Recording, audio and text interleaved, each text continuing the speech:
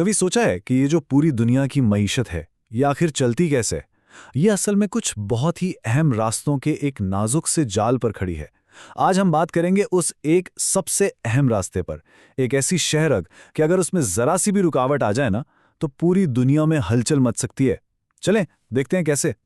तो जरा इस बात पर गौर करें, पूरी दुनिया का 20% खाम तेल यानी हर 5 में से 1 बैरल तेल सिर्फ एक छोटी सी तंग सी समुद्री गुजरगाह से गुजरता है। ये बहुत बड़ी मिकदार है और ये सारी की सारी सप्लाई एक ही जगह पर एक ही वक्त में खतरे की जद में है।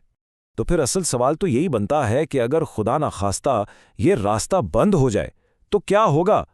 ये बिल्कुल उस डोमिनो इफेक्ट की तरह है जहां एक पीस गिरता है और फिर एक के बाद एक पूरी लाइन गिर जाती है और ये आलमी मईशत के लिए एक चेन रिएक्शन शुरू कर सकता है। तो जिस रास्ते की हम बात कर रहे हैं वो है आबनाए हुर्मुज़। इसे दुनिया की सबसे अहम एनर्जी आर्टरी या तवानाई की शहरग भी कहा जाता है। अब देखते हैं कि आखिर इसकी इतनी अहमियत है क्यों। अगर नक्शे पर देखें तो ये आबनाएं खलीज फारिस को बहरे अरब और फिर बहरे हिंद से मिलाती है, लेकिन इसकी असल अहमियत इसकी लोकेशन से कहीं बढ़कर है। सोचें, सऊदी अरब, इराक, ईरान, कुवैत, ये सब बड़े तेल पैदा करने वाले ममालिक हैं और इन सब का इन्हिसार इसी एक रास्ते पर है। अच्छा, एक और अहम बात, ये रास्ता सिर्फ तेल के लिए नहीं है। यहाँ से केमिकल्स, इंडस्ट्रियल सामान और दूसरी बहुत सी तिजारती चीज़ें भी गुजरती हैं। यानी इसकी बंदिश का मतलब सिर्फ पेट्रोल का महंगा होना नहीं, इसका मतलब है कि दुनिया भर की फैक्ट्रियों का पहिया भी रुक सकता है। तो आइए उस सिचुएशन को देखते हैं कि अगर ये रास्ता बंद हो गया, सबसे पहला सबसे फौरी असर क्या होगा। जी, एक शदीद तवानाई का बहरान। ये वो पहला डोमिनो है जो गिरते ही बाकी सबको भी गिरा देगा। सबसे पहला असर नजर आएगा तेल की कीमतों पर, जो समझें कि रातों रात आसमान से बातें करने लगेंगी। जैसे अगर कीमत $100 फी बैरल है तो वो सीधा $150 तक जा सकती है। और ये सिर्फ एक हिंदसा नहीं, ये इतना बड़ा झटका है जो पूरी आलमी मईशत की बुनियादें हिला सकता है। और उसके पीछे की वजह बहुत सीधी सी है। देखें, जब मार्केट में तेल की सप्लाई अचानक कम हो जाएगी, लेकिन उसकी ज़रूरत तो इतनी ही रहेगी ना, तो जाहिर है कीमतें बढ़ जाएंगी। ये मार्केट का एक बुनियादी उसूल है, लेकिन इसका असर पूरी दुनिया महसूस करेगी। लेकिन कहानी यहां खत्म नहीं होती। तवानाई का बहरान तो सिर्फ शुरुआत है। अब गिरता है अगला डोमिनो, और वो है हमारी आलमी सप्लाई चेन, जो कि एक बहुत ही नाजुक धागे से बंधी हुई है। आजकल की जो मॉडर्न इंडस्ट्री है ना, वो एक मॉडल पर चलती है जिससे जस्ट इन टाइम या JIT कहते हैं।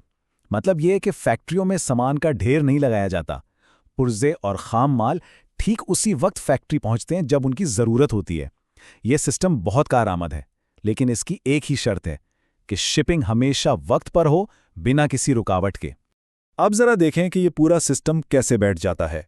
पहले आबनाए हुर्मुज़ बंद हुई, जहाज़ों को लंबे मुतबादिल रास्तों पर जाना पड़ा।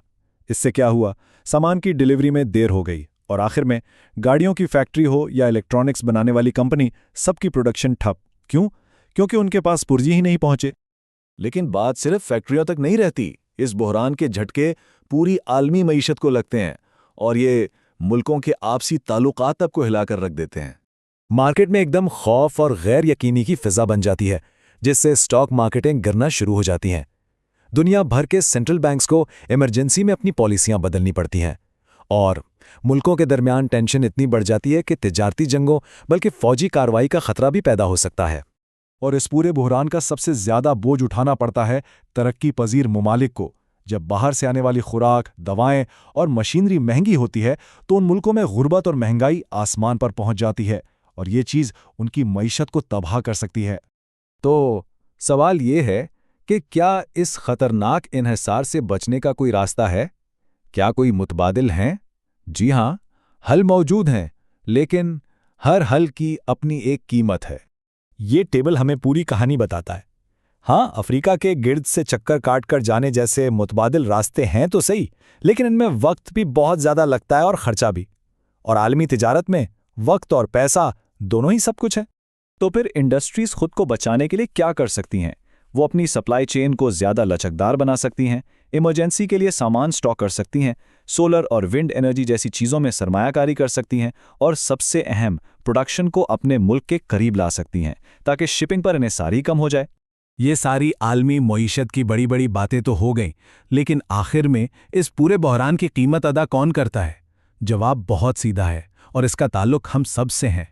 देखें, सब कुछ शुरू होता है यहां से। तेल की कीमतें बढ़ती हैं। ये वो पहली चीज़ है जो हर कोई पेट्रोल पंप पर महसूस करता है। फिर जब ईंधन महंगा होता है तो ट्रकों और जहाज़ों का खर्चा भी बढ़ जाता है, यानी हर चीज़ को एक जगह से दूसरी जगह ले जाने की लागत बढ़ जाती है। और आखिर में क्या होता है? ये सारा बढ़ा हुआ खर्चा आम सारिफ पर डाल दिया जाता है, यानी किचन का सामान हो या रोज़मर्रा की कोई और चीज़, सब कुछ महंगा हो जाता है। तो पूरी बात का खुलासा ये है कि हमारी ये जो इंटरकनेक्टेड दुनिया है ना, ये किसी एक जगह पर आने वाले बहरान के सामने बहुत कमज़ोर है। एक छोटी सी रुकावट और पूरी आलमी मईशत का पहिया या तो सुस्त हो जाता है या फिर रुक भी सकता है। तो आखिर में एक ही सवाल बचता है, और ये बहुत बड़ा सवाल है। क्या आलमी माइशत इस बात की मुतहम्मिल हो सकती है कि वो सिर्फ एक ही रास्ते पर इन्हिसार करे? इस सवाल का जवाब सिर्फ हुकूमतों या कंपनियों को नहीं, बल्कि हम सबको मिलकर सोचना होगा।